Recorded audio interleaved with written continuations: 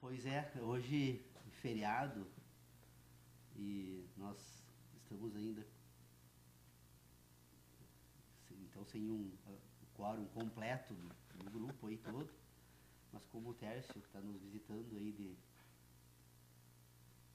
Palmeira, direto de Palmeira das Missões, e está se encaminhando para um doutorado em filosofia, e como nós dialogamos essa semana sobre esse assunto, então quem sabe conversamos um pouco sobre isso, e até eu quero aproveitar para apresentar para os nossos participantes do grupo de estudos, pensando sobre... Nós temos um problema que está recorrentemente sendo examinado aqui no grupo de estudos, e toda vez que nós examinamos, eu percebo que nós não conseguimos encontrar um ponto que possa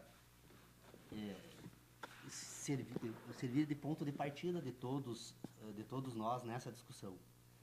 Então, hoje pela manhã, eu me dei por conta de uma outra possibilidade de examinar essa ideia, ou esta questão, que talvez possa contribuir, então, para tentarmos encontrar esse ponto de partida para as discussões. Primeira questão.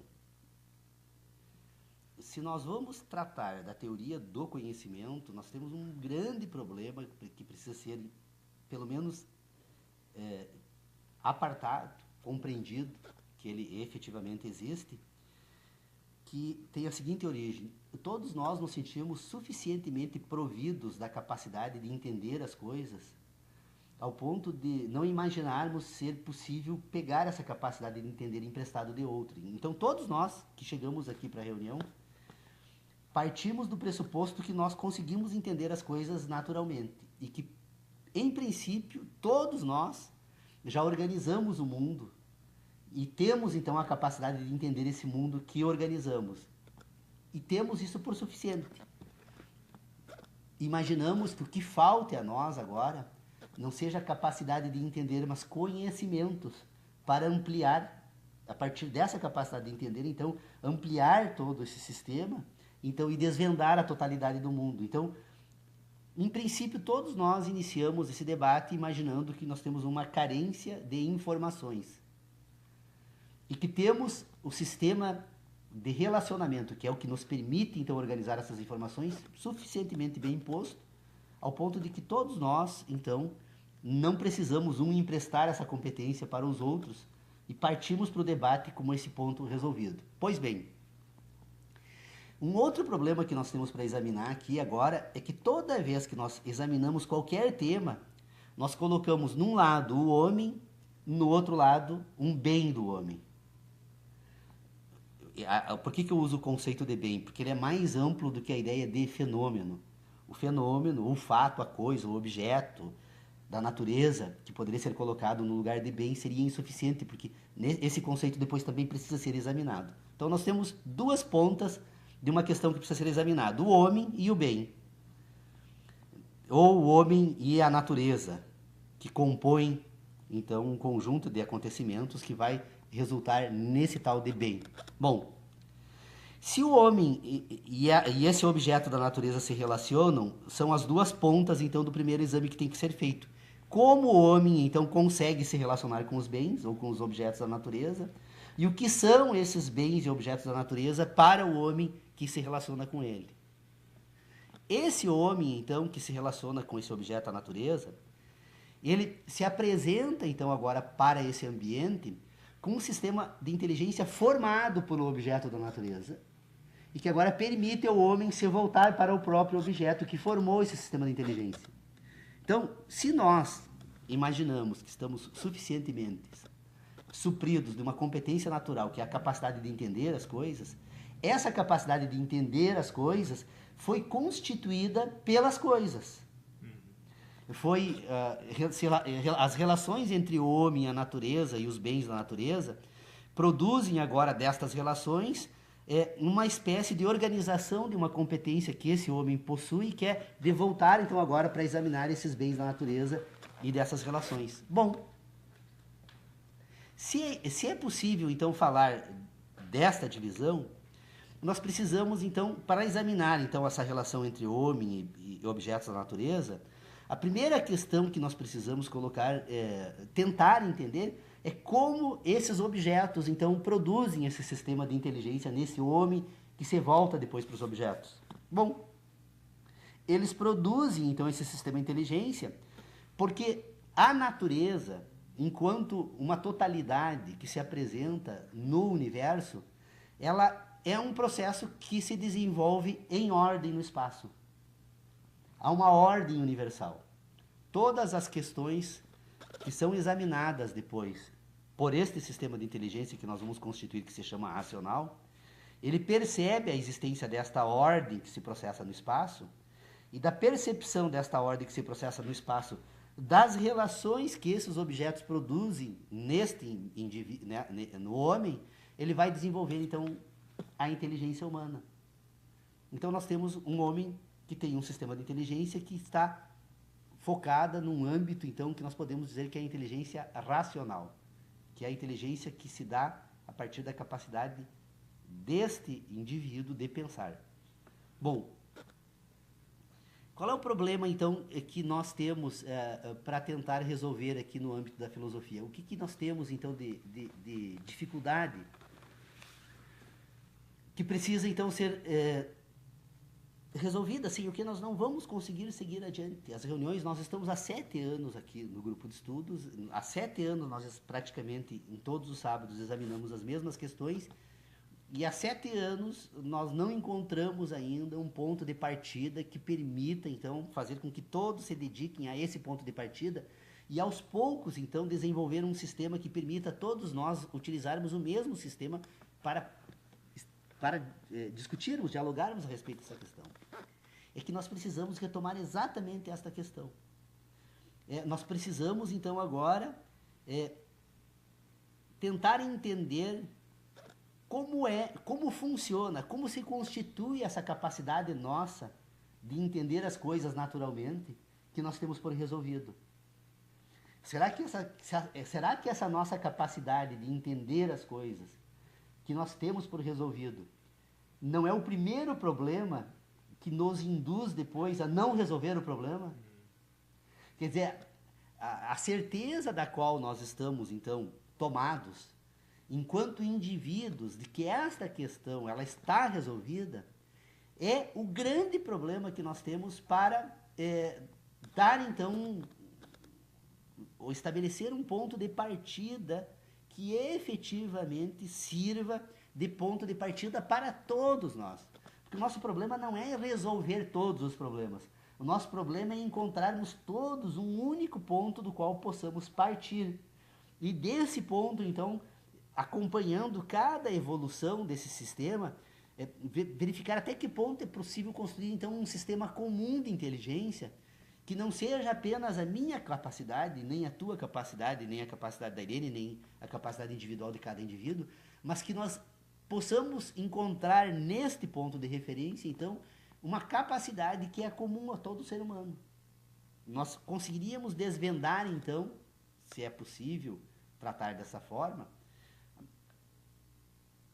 como funciona a inteligência humana. Então, primeiro lugar, ora, se nós entendemos algo, se é possível, então, desenvolvermos um sistema de inteligência que nos permita imaginar que estejamos suficientemente providos de uma inteligência que funciona perfeitamente bem, se nós temos essa competência, como ela ocorre?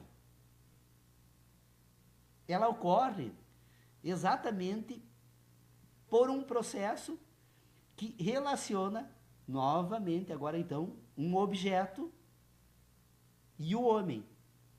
Ora, se nós temos um objeto e nós temos o homem, e da relação do objeto e o homem, nós vamos encontrar um percurso que vai desenvolver no homem um sistema de inteligência, temos que reconhecer, então, que este objeto e o homem se encontram, então, ligados por algo que é a capacidade que o objeto tem, natural, essa capacidade de imprimir sensações no homem. O objeto imprime sensações no homem. Estas sensações que são impressas pelo objeto no homem transformam o homem. Essa transformação que se dá no homem é o resultado da impressão fenomênica. Essa transformação, então, ela vai se dar de que forma? Na medida em que o homem agora tem sensação, ele recebe representações do objeto, porque ele tem agora consigo, que não é mais do objeto, agora é seu, é a sensação do objeto, que ele transformou. Transformou de que forma? Na medida em que ela imprimiu algo nessa estrutura orgânica. Esta impressão que foi resultado do objeto, então é o primeiro tema que precisa ser colocado absolutamente em evidência. Nós temos o homem, que é uma estrutura orgânica, e nós temos o objeto, que é um fenômeno. Este objeto que é fenômeno, então, ele somente agora colocar um pouco de ordem nesse ambiente já demandaria um esforço muito grande. Por quê? Ora, porque se eu tenho um objeto que produz fenômeno, eu teria que me perguntar, então, o que são os fenômenos e o que é o objeto para que ele produza, então, fenômeno no indivíduo. Bom, a resposta que eu posso dar aqui agora é sim, é algo que produz sensações. Se é algo que produz sensações, eu não tenho o objeto como, usar uma redundância, o objeto da minha análise. O objeto da minha análise não é em relação ao objeto. O objeto da minha análise é em relação à sensação. Porque a sensação é que está no homem. É a sensação que está no indivíduo. É a sensação que ele examina. Só que todos nós imaginamos e pensamos que nós estamos examinando o objeto, o fenômeno. Não. O fenômeno, o objeto está fora de mim. Eu posso agora até me aproximar pela ação do objeto e com o uso agora de uma série de ações, apalpar o objeto, lamber o objeto, cheirar o objeto, comer o objeto, olhar para o objeto. Mas todas essas ações humanas, elas não fazem nada mais, nada menos do que permitir que o objeto produza novas impressões. E novamente o homem volta-se para o exame das impressões e não do objeto, porque o objeto está lá fora, na natureza, e alguns tão longe que as impressões que esse objeto imprime nesse sujeito, nesse indivíduo, são tão precárias que ele, inclusive, se dá o direito de duvidar da existência do próprio objeto, como é o caso das estrelas. Ora, o que são as estrelas? Tem uma fonte luminosa, e temos gênios aí na humanidade que conseguem, a partir dessa fonte luminosa, explicar tudo, o tamanho, a massa, a matéria, né? Já se fala até, inclusive, de estruturas orgânicas. Mas o que nós temos? Nós temos impressões, o objeto está lá, completamente distante, fora da própria capacidade humana de buscar mais informações com as sensações, que são limitadas. Então, esse é um problema que precisa ser resolvido. Eu acho que o grupo de estudo tem se dedicado, todos nós estamos realmente, eu acredito que o fato de estarmos há 7 anos aqui reunidos, sistematicamente, em todos os finais de semana, ele revela que efetivamente todos nós estamos buscando algo. Só que nós não conseguimos buscar algo porque nós não conseguimos encontrar esse ponto de partida, que é reconhecer que precisamos colocar a nossa inteligência sob suspeição. Será que a inteligência que eu imagino que tenho e que é suficiente para resolver todos os problemas do mundo, e que eu só não resolvo os problemas do mundo porque me faltam dados, informações, esta convicção que todos nós subjetivamente trazemos, inclusive para as reuniões, é a primeira que tem que ser colocada de lado. A minha inteligência, do jeito em que eu organismo, da forma em que eu organismo, me engana.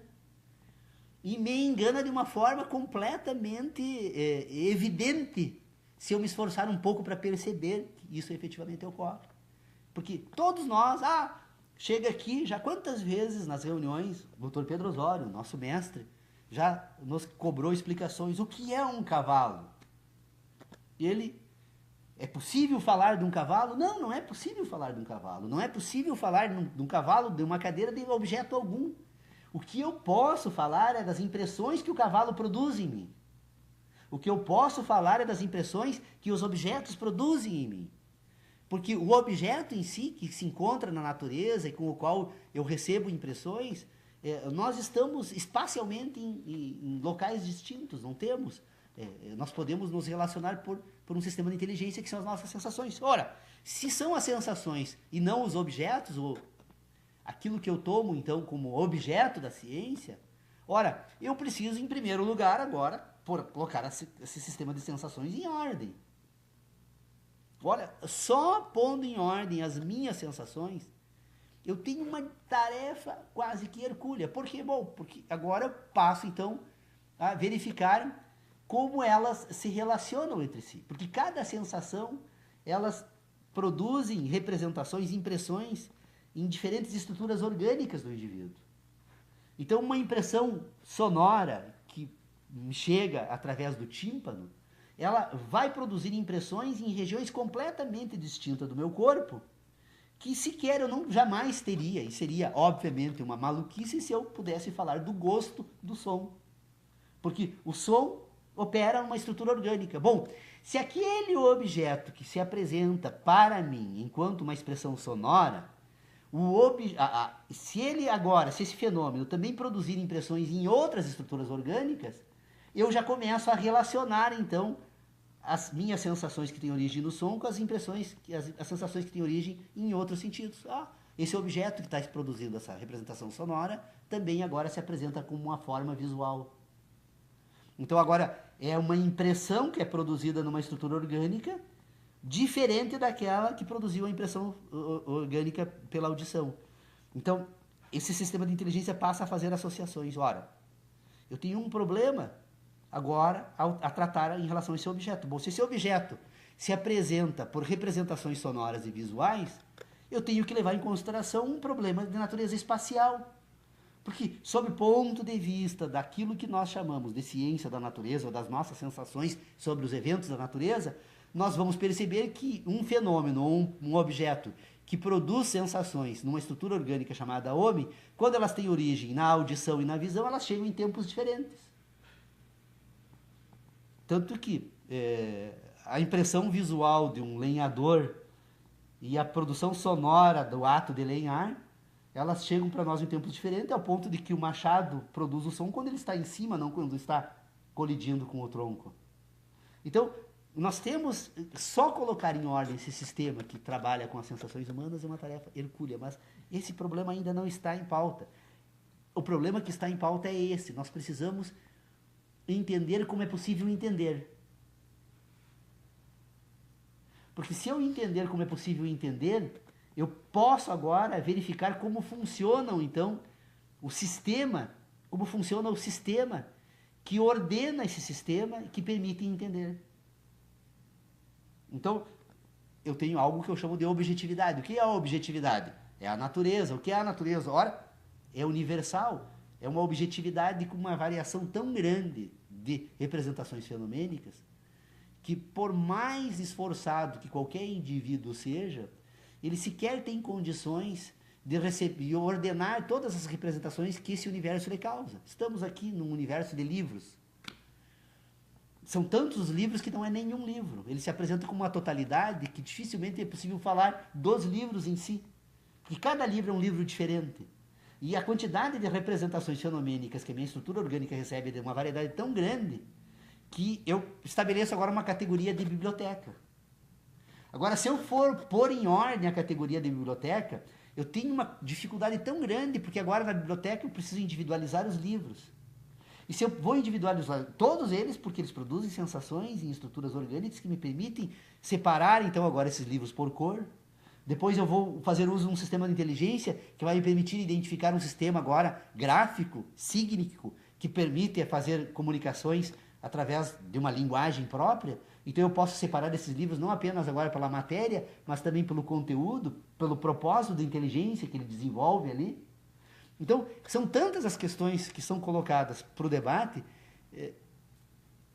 que nós precisamos, então, ser um pouco mais humildes, mais modestos. Nós fizemos reuniões aqui quase todas as vezes que recebemos um visitante novo.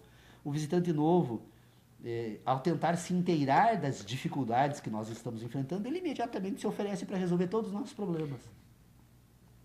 Não, isso, claro, todos nós temos tudo por tudo resolvido. É óbvio. Só porque nós temos por tudo resolvido, porque nunca paramos, nunca nos detivemos a examinar o que é esse tal de resolvido que a inteligência humana parte, né? E que foi identificada. E essa introdução que eu fiz aqui não é nem minha. É a advertência inicial do discurso sobre o método de Descartes, em que ele diz, né? Embora usando uma comunicação da época, ele diz exatamente isso. Todo indivíduo se sente suficientemente provido da capacidade de entender as coisas, ao ponto de não imaginar ser necessário buscá-las emprestada de alguém. Ele vai usar a ideia de senso comum, trabalha com uma outra roupagem essa afirmação, mas é isso que ele diz. E é verdade. Todos nós imaginamos que não precisamos de mais inteligência, ela já é suficiente. Nós precisamos de informações. E o grande problema, então, é esse. Nós não temos... o sistema de inteligência que nós temos, ele nos permite, efetivamente, nos voltar para a própria inteligência, mas a primeira questão que nós precisamos colocar em dúvida é se o sistema de inteligência que nós utilizamos, efetivamente, é o sistema que deve ser usado para fazer essa investigação. E não é. Não é.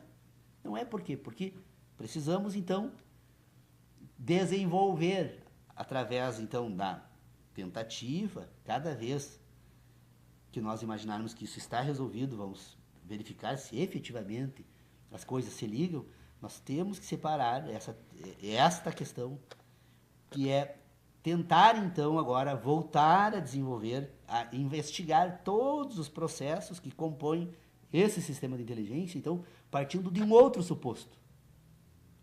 Não partindo do suposto de que nós temos a capacidade de pensar objetos, pensar coisas, pensar o universo.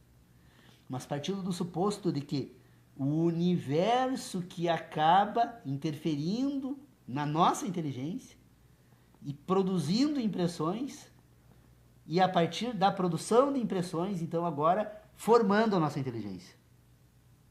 Então, ora, se o universo produz sensações, e ao produzir sensações ele forma a nossa inteligência, o que nós temos do universo, a única matéria que nós temos do universo para essa investigação, nesse ponto de partida, é a sensação.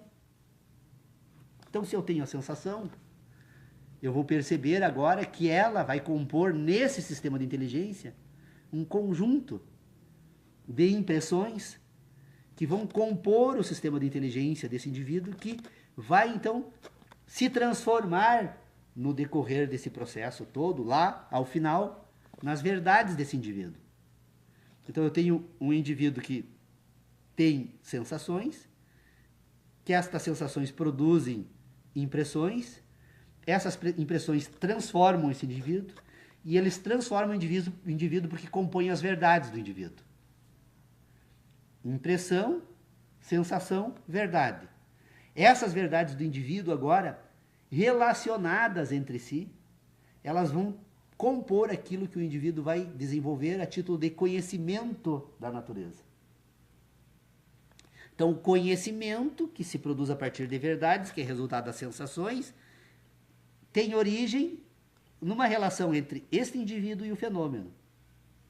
Então, o que eu preciso agora fazer é separar, então, esse mundo da natureza, deixá-lo, então, em suspensão, para voltar, então, ordenar esse sistema de sensações, para depois de ordenado esse sistema de sensações, então, agora poder retomar essa discussão sobre os fenômenos da natureza. Bom, se esse sistema que tem sensações, que tem verdades e conhecimentos, ele se desenvolve a partir destas relações, este sistema que compõe sensações, verdades e conhecimentos, ele vai desenvolver, durante este processo, uma capacidade agora, então, de relacionar tudo isso. Ora, se essa capacidade de relacionar tudo isso, ela se desenvolve de forma autônoma nessa estrutura orgânica, ela em si passa agora a ser um sistema de inteligência. Distinto. É um novo momento. É um sistema de inteligência agora que tem como objeto agora da investigação as relações que ele produz. Bom, se esse sistema de inteligência que é produzido a partir, então, agora, deste outro sistema, Essas relações são o quê? Ora, se há uma regularidade, se toda vez que esse sistema que produz impressões o faz com regularidade, essa regularidade da produção de impressões vai transformando essa estrutura orgânica de uma forma tal que num determinado momento esta estrutura orgânica não precisa mais agora receber as impressões, porque ela está suficientemente transformada para destas transformações agora, então, produzir esse sistema de relacionamentos que não é mais na natureza, é num sistema de ideias. Então vocês vejam assim, ó, nós temos aqui um verdadeiro triângulo, que o Dr. Pedro Osório gostaria muito da ideia, né? Que sai do mundo da natureza, produz impressões, e ao produzir impressões, produz um sistema que relaciona as impressões. Essa transformação agora, ela não se dá mais... Enquanto esse indivíduo está relacionando-se com a natureza, ele está produzindo a inteligência. Essa inteligência que é natural, que é orgânica, porque há regularidade no universo, há regularidade no indivíduo. E, inclusive, há um sistema de comunicação fora da racionalidade, em que este indivíduo, destas relações, ele separa, inclusive, desse universo fenomênico, algumas parcelas dele, para compor agora as próprias estruturas orgânicas que vão se desenvolver ao ponto de permitir desenvolver esse sistema orgânico autônomo, separado, que é a inteligência racional. Bom, se eu consigo, a grande tarefa do grupo de estudos aqui agora, então, é fazer que cada indivíduo desenvolva essa aptidão de deixar esse mundo da natureza em separado. Saber tratar de forma diferente o mundo da natureza. Por quê? Porque se o mundo da natureza é resultado, é o que produz essas impressões, e se esse sistema de inteligência é resultado das impressões e não do mundo da natureza, porque o que acontece? Se nós temos o mundo da natureza, o sistema que produz impressões e o sistema que desenvolve a inteligência, o que nós imaginamos hoje que acontece é de que esse sistema de inteligência agora se dirige diretamente ao mundo da natureza. Há uma relação entre a inteligência e a natureza.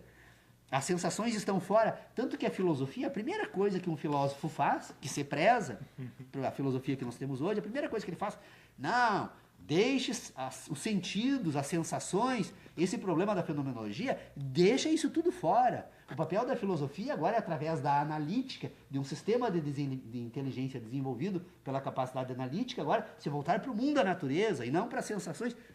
Isso é uma loucura. O indivíduo não se volta para esse sistema de inteligência, ele até pode coordenar a ação humana e fazer que agora a ação humana se volte para o mundo da natureza para transformar o mundo da natureza pela ação humana. Mas esse sistema de inteligência, ele está focado no sistema de sensações e de ações. São sensações e ações, sensações e ações. As ações que se dirigem ao mundo da natureza, o homem transforma. Mas aí é a ação humana, não é a ideia que transforma o mundo. Porque pelo sistema que a filosofia desenvolveu, me parece ser lícito apenas imaginar e dar o problema por resolvido. Por que nós temos problemas seríssimos no mundo contemporâneo, especialmente para tratar de problemas que dizem respeito à ação humana, na convivência social, especialmente, o direito criminal, uma série de a administração da justiça, a administração do Estado. Qual é a dificuldade que nós temos? É que nós desenvolvemos um sistema que nós imaginando a situação resolvida, é o suficiente para tê-la por resolvida. Então, ao invés de agirmos, nós pensamos.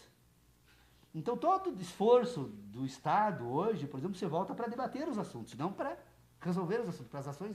Porque é o sistema de inteligência que o mundo, que nós chamamos então de evoluído, contemporâneo e pós-moderno, né, criou. Então é isso, eu imagino que tenha, pelo menos, exposto hoje o tema de uma forma um pouco diferente. Se eventualmente alguém está nos assistindo, né, e não sei se contribuiu para a tese do Tércio, mas o que o Tércio está tentando fazer, eu acho que, espero, com sinceridade, que te deem essa oportunidade, porque eu acho que quando você começar efetivamente a tentar escrever sobre esse tema, você vai perceber o quanto ele é importante e quanto nós precisamos colocar em evidência. O que o Tércio vai tentar separar agora é o sistema moral e o sistema ético, tentando então vincular a esses dois âmbitos de inteligência, o homem que sente e o homem que pensa, estabelecendo os links, então, entre a ética e a sensação, e os links que se dão entre a moral e as ideias. Pois é. O problema é essa transição do mundo da natureza para o mundo das sensações, né? A ética, nesse teu triângulo, a ética estaria aqui no mundo das sensações da ação. Sim, sim, sim, sim. O homem E a ético é o moral- homem que age. E a moral tá O homem no- moral é o homem que pensa. das ideias. O problema é que o homem que pensa, os pensamentos humanos coordenam também ações. Então, o homem que pensa coordena uma ética, constitui uma ética. Mas a ética é das ações. As ações que o indivíduo tem com a natureza, as ações que o indivíduo tem com os outros indivíduos, tudo aquilo que está vinculado às ações humanas e às sensações que essas ações humanas produzem, desenvolve um ambiente de inteligência que nós podemos denominar de um ambiente de inteligência ético. Eu Deus não é ético, Deus é um ser moral. Por que Deus é um ser moral? Porque nós não temos ações humanas, ações de Deus para serem examinadas. Porque se nós atribuíssemos a Deus todos os acontecimentos da natureza, nós poderíamos colocar em dúvida a ética divina, porque quantas questões que acontecem no mundo da natureza, então nós não temos a ação humana, nós temos Deus como o Criador. Então Deus é o que? Um ser moral. Jamais vai ser examinado pelo âmbito da ética. Agora, é possível examinar pelo âmbito da ética a religião a partir da ação dos religiosos. Você veja, eu não tenho uma ética de Deus, mas eu tenho uma ética do religioso. Então, o que nós temos entre essa constituição agora? É que, na verdade, então, é a evidência de que, para o exame da ética, eu preciso colocar, sob o foco, então, deste exame, uma outra questão, é a ação. E a ética não é nem a investigação se a ação é boa ou má. É a ética. A ação é a ética. Né? Então, a ética, sob o ponto de vista dos interesses humanos, ela tem uma necessidade, sob o ponto de vista da constituição da ética humana, de que haja preservação da vida humana. Então, a ética humana é a vida. É todas as... Né? Nós não colocamos, por exemplo, a vida da natureza, como os guaranis colocam. Eles já colocam não apenas a vida humana, mas de todos os seres. Porque estaria Deus presente na vida. E, portanto, o Guarani ficaria entre a natureza e a sensação, as impressões. Ele ficaria mais aqui nessa... O Guarani é um sistema de inteligência. Não, o Guarani no sistema de inteligência, ele agiria da seguinte forma: não, eu sou governado, coordenado, todo o meu sistema que eu utilizo é produzido pelas minhas sensações, pelas impressões. Então, ele se governa por um sistema de inteligência que valoriza todo o sistema de sentidos, tanto que as manifestações da natureza são os espíritos da natureza que produzem impressões. Então, tudo aquilo que compõe a inteligência dele é algo que foi produzido pelos espíritos da natureza. O que seriam os espíritos? Não seriam as sensações. Ele tem condições de se negociar com os espíritos pelas sensações. E desenvolve um sistema de inteligência focado nas sensações. E como Então, a crença do Guarani é ética, pode ser ética. o Guarani é um povo ético.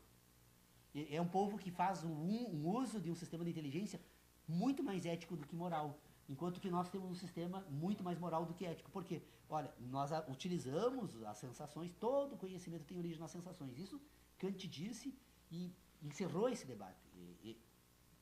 Conhecimento no sentido em que nós, seres civilizados, utilizamos. Todo conhecimento tem origem nas sensações.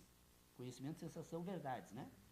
Então, o problema é que nós abandonamos, numa certa fase agora do processo da nossa educação, abandonamos as sensações e introduzimos um sistema de postulados morais, inclusive com relação à natureza. Quando se propõe, por exemplo, um sistema criacionista do universo, na verdade é a introdução de um sistema com postulados morais que introduz um sistema de ideias. Não tem uma única sensação que justificável, sob o ponto de vista desse sistema moral, por exemplo, que explique, que justifique o sistema moral utilizado para o sistema criacionista. O sistema utilizado agora, então, evolucionista, né? Ele já parte do reconhecimento de que há um processo inicial e há um processo em curso, e talvez um outro final. Mas esse é um sistema focado em sensações, o outro em moral. Então, o que nós temos aí agora para examinar é exatamente isso. Como é possível, então, colocar em evidência um sistema puramente moral, um sistema puramente de ideias, um sistema que agora, então, deixe de lado todo esse problema das sensações, deixe de lado todo o problema da produção das sensações, que são os fenômenos, e examinar só o sistema de ideias. Não é difícil também. Depois de colocado em evidência esse ponto de partida, nós vamos perceber que nós temos nesse sistema de inteligência moral ou de ideias um sistema relacional. Ele relaciona o quê? Ora, ele surge, ele se reconhece como tal na medida em que ele relaciona sensações. A regularidade das sensações e a regularidade, então, que esses processos transformam esse indivíduo, produz, então, neste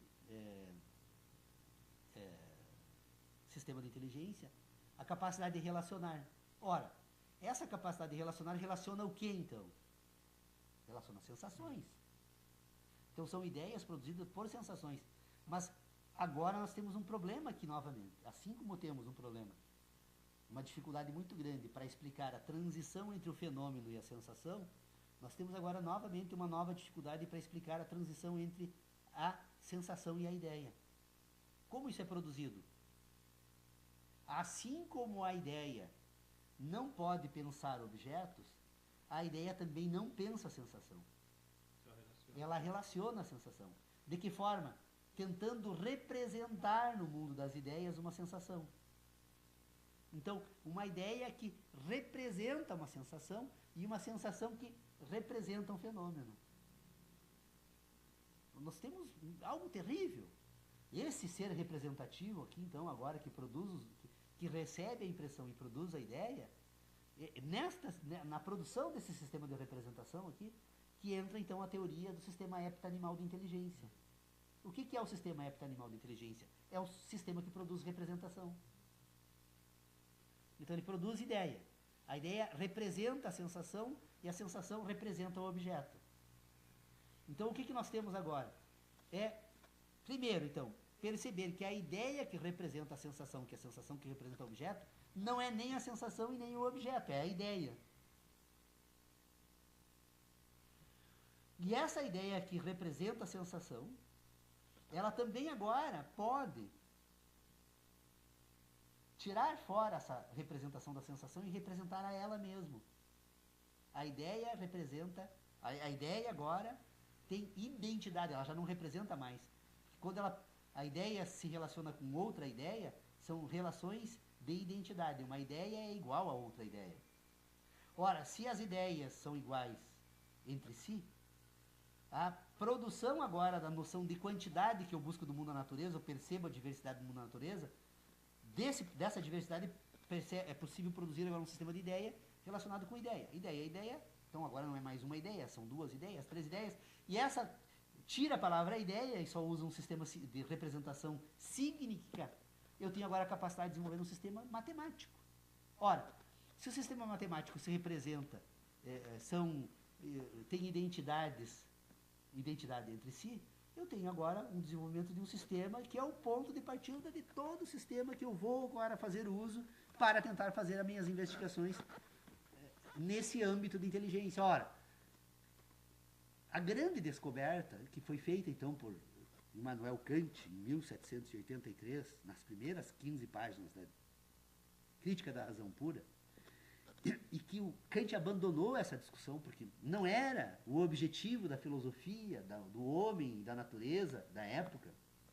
Não tinha por objetivo. Ora, imagine que no desenvolvimento desse sistema dessa investigação filosófica de Immanuel Kant, ele, ao descobrir a natureza puramente sintética dos juízos matemáticos, ele disse o seguinte: olha, abandone esse mundo da natureza, porque nós temos uma tarefa toda agora para pôr em ordem o nosso sistema de inteligência. Não. A época de Kant, a física se desenvolvia de forma extraordinária, a astronomia fazia descobertas, a química avançava de forma fantástica, como é que o Kant conseguiria convencer os homens da sua época de abandonar tudo isso para se voltar para esse tema? Então o próprio Kant abandona. Mas ele deixa ali absolutamente resolvido esse problema. Que nós podemos então retomar esse ponto de partida, que é a investigação sobre a natureza sintética, puramente sintética, de alguns juízos. Porque todo juízo é sintético. Por que o juízo é sintético? Porque ele é uma síntese de sensações. E essas sensações são o quê? Impressões de fenômenos. Então eu tenho fenômeno, eu tenho impressão. Olha o meu texto, o ambiente sintético da ciência, que ninguém entendeu até hoje. Escrevi já, aliás, eu às vezes fico preocupado, porque eu tenho para mim assim que talvez jamais as pessoas vão entender algumas ideias, mas eu acredito que não, eu acredito que o que está faltando é interesse. As pessoas não se interessam mais por esses temas que nós estamos investigando aqui. Porque já como tem tudo por resolvido, qual a razão de voltar a examinar novamente isso, né? Aliás, que chato para alguns, né? Tem que retomar isso. Mas então nós temos então o fenômeno, a impressão e a síntese.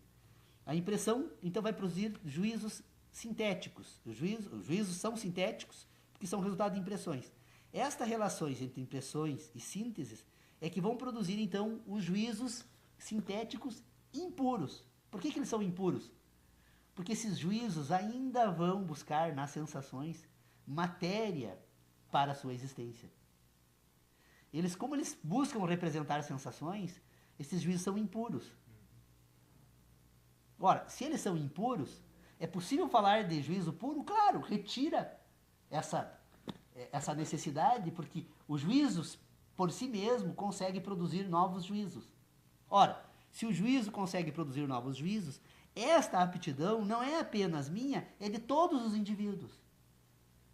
O problema é que os indivíduos, por não refletirem a respeito disso, não perceberam essa aptidão. Não conseguem perceber, a filosofia não descobriu ainda.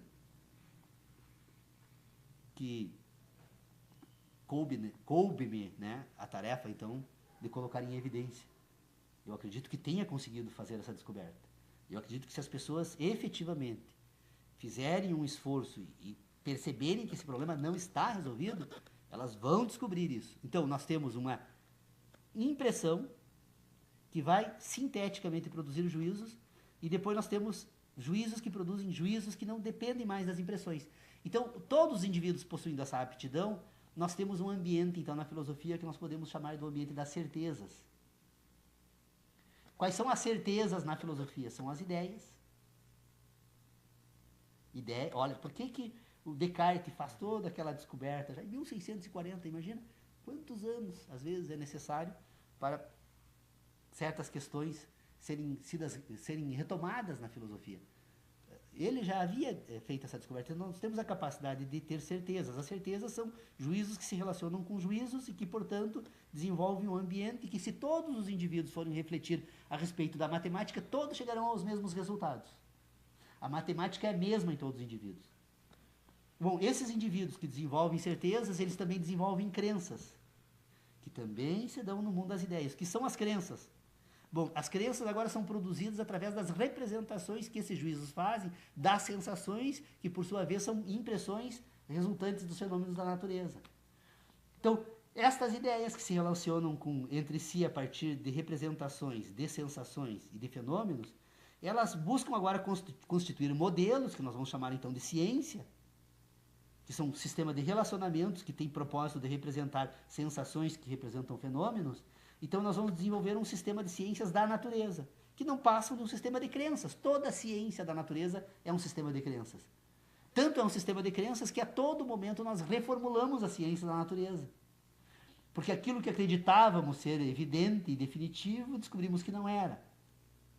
Então nós temos um sistema de ciências da natureza, que são representações de sensações, que são resultado de impressões causadas por fenômenos. Bom, se nós temos então um sistema de inteligência que se organiza dessa forma, nós temos então certezas, nós temos crenças, e nós temos então, nesse mesmo ambiente, as ideias.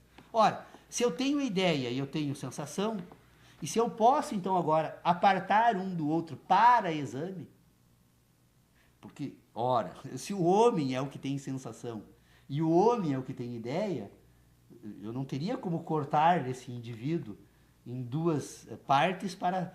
Aqui está a parte. E é o que a ciência faz hoje. Ela tora esse indivíduo, põe o cérebro numa cuba, inclusive, né? Tem uma teoria sobre o cérebro numa cuba aí que precisaria de umas 3 reuniões dessas só para tentar entender o problema que é trazido. É interessante, mas é evidentemente falso. Então, o que a filosofia fez hoje? Ela colocou, então, um cérebro, que, segundo eles, é uma fábrica de ideias, e depois uma estrutura orgânica, que seria o instrumento da ação e das sensações. E, na verdade, os dois, o cérebro, essa estrutura orgânica é uma totalidade. Ela usa sistemas diferentes. E a separação desses sistemas de ideias e de sensações, então, é a primeira tarefa da filosofia e é a primeira tarefa de todo indivíduo que quiser colocar o seu sistema de inteligência sob a sua direção. Então, eu não sei assim, mas realmente eu faço então um apelo aos integrantes do grupo de estudos, né, se é que estão todos dispostos a fazer isso, vamos parar, e tem acontecido com muita frequência, eu já disse na vinda de pessoas novas aqui, vamos parar um pouco nas nossas reflexões para colocar sob suspeição a nossa inteligência. Porque enquanto nós não nos orientarmos em relação a isso, nós vamos continuar imaginando que nós pensamos coisas, que nós pensamos objetos, que nós pensamos o mundo, que nós pensamos o universo. A nossa capacidade de pensar, ela está voltada para as nossas sensações.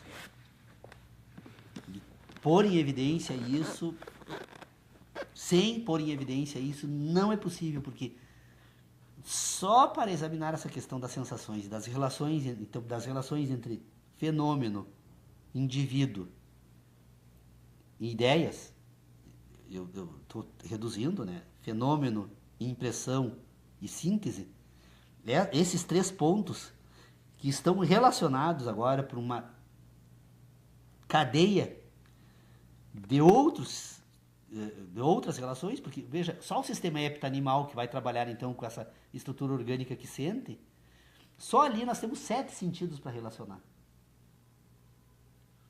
7 sentidos para relacionar. Todos eles agora atuando em conjunto com uma série de outros fenômenos que não estão sob o nosso domínio ainda.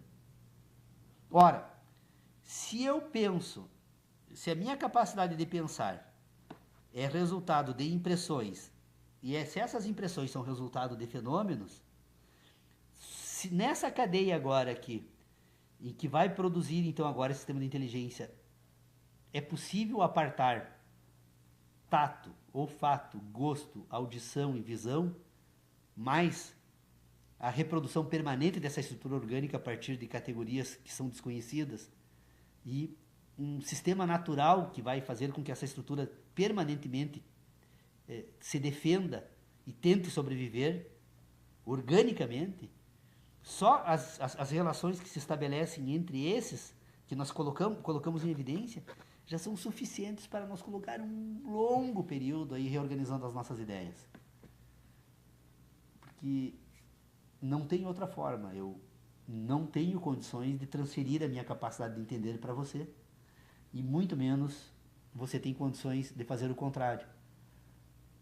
Portanto, a tarefa nossa aqui na reunião do grupo de estudos precisa ser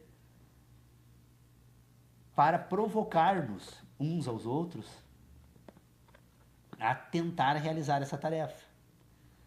E isso exige que passemos a pensar um pouco mais sobre esse assunto, porque eu não acredito que só aqui seja suficiente. Então, escrever, como você está fazendo, Tércio, sobre o tema, esse teu trabalho no doutorado, eu tenho certeza que pode ajudar bastante, mas provavelmente, se você levar para este âmbito, tu não fica muito tempo no doutorado, porque hoje os acadêmicos, eles têm uma mania que é quase fora de propósito. Eles não admitem que você pense. E eles só admitem que você relaciona aquilo que já foi pensado.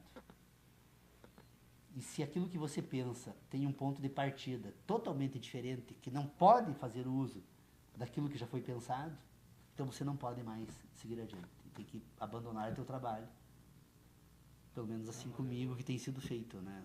No direito, infelizmente, tu poderia ajudar e muito, eu acredito, com relação a alguns debates aí sobre o Estado, o direito. Mas eu vou tentar Não estou estruturar o que conseguindo. tu pensa, Na David filosofia. Hume e Kant. Essa é a minha tese. O David Hume, Vou tentar escrever isso. o David Hume, ele põe em evidência um sistema de inteligência que foi abandonado a partir de Kant, né? Que é a inteligência dos sentidos. Tanto que ele diz que todo o sistema é focado na ação humana. Mas o Kant considerava o sistema dos sentidos. Sim, ele considerava, mas o foco dele era a inteligência transcendental, né?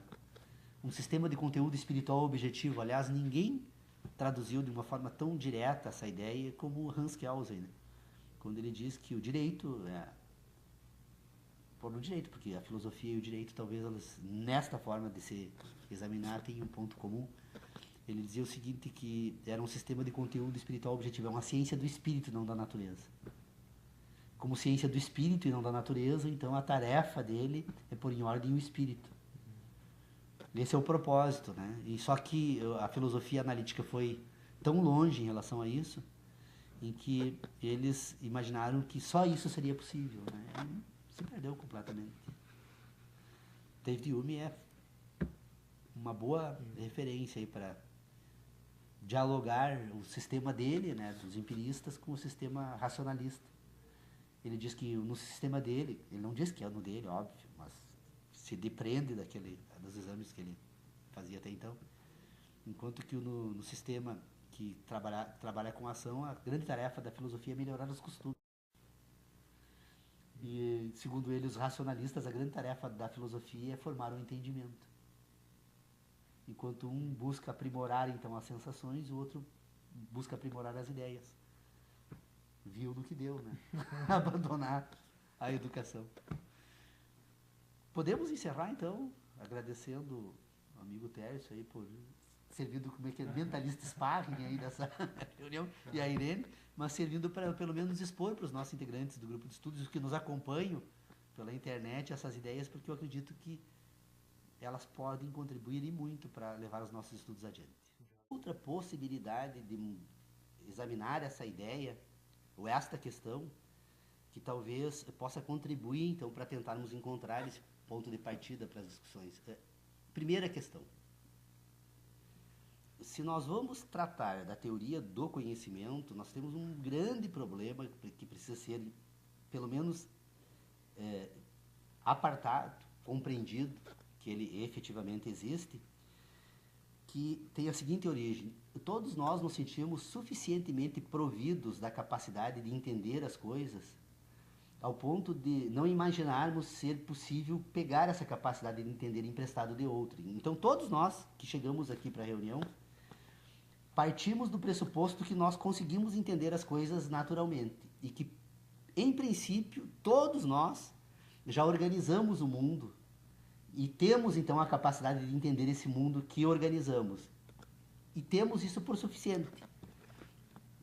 Imaginamos que o que falte a nós agora não seja a capacidade de entender, mas conhecimentos para ampliar, a partir dessa capacidade de entender, então, ampliar todo esse sistema, então, e desvendar.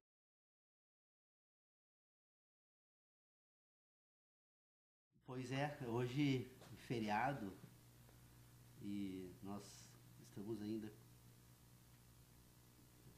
então, sem um quórum completo do grupo aí todo, mas como o Tércio está nos visitando aí de Palmeira, direto de Palmeira das Missões, e está se encaminhando para um doutorado em filosofia, e como nós dialogamos essa semana sobre esse assunto, então, quem sabe, conversamos um pouco sobre isso, e até eu quero aproveitar para apresentar para os nossos participantes do grupo de estudos, pensando sobre... Nós temos um problema que está recorrentemente sendo examinado aqui no grupo de estudos e toda vez que nós examinamos, eu percebo que nós não conseguimos encontrar um ponto que possa servir de ponto de partida de todos nós nessa discussão. Então, hoje pela manhã, eu me dei por conta de andar a totalidade do mundo. Então, em princípio, todos nós iniciamos esse debate imaginando que nós temos uma carência de informações e que temos o sistema de relacionamento, que é o que nos permite, então, organizar essas informações, suficientemente bem posto, ao ponto de que todos nós, então, não precisamos emprestar essa competência para os outros e partimos para o debate com esse ponto resolvido. Pois bem, um outro problema que nós temos para examinar aqui agora é que toda vez que nós examinamos qualquer tema, nós colocamos num lado o homem, no outro lado um bem do homem.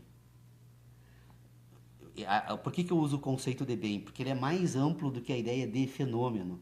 O fenômeno, o fato, a coisa, o objeto da natureza, que poderia ser colocado no lugar de bem, seria insuficiente, porque esse conceito depois também precisa ser examinado. Então, nós temos duas pontas de uma questão que precisa ser examinada, o homem e o bem. Ou o homem e a natureza, que compõem, então, um conjunto de acontecimentos que vai resultar nesse tal de bem. Bom, se o homem e esse objeto da natureza são objetos da natureza, a primeira questão que nós precisamos colocar, tentar entender, é como esses objetos, então, produzem esse sistema de inteligência nesse homem que se volta depois para os objetos.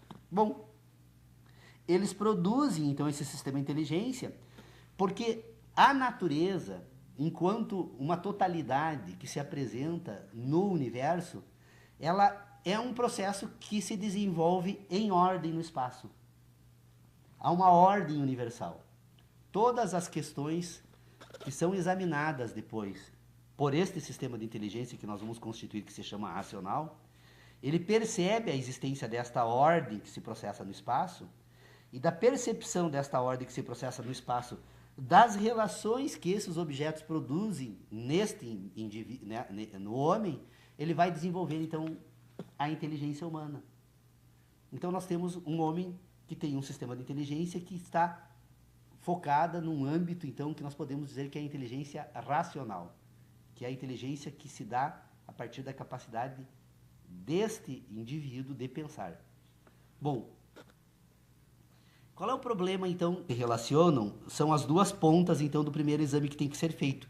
Como o homem, então, consegue se relacionar com os bens ou com os objetos da natureza, e o que são esses bens e objetos da natureza para o homem que se relaciona com ele. Esse homem, então, que se relaciona com esse objeto da natureza, ele se apresenta, então, agora para esse ambiente com um sistema de inteligência formado pelo objeto da natureza e que agora permite ao homem se voltar para o próprio objeto que formou esse sistema de inteligência.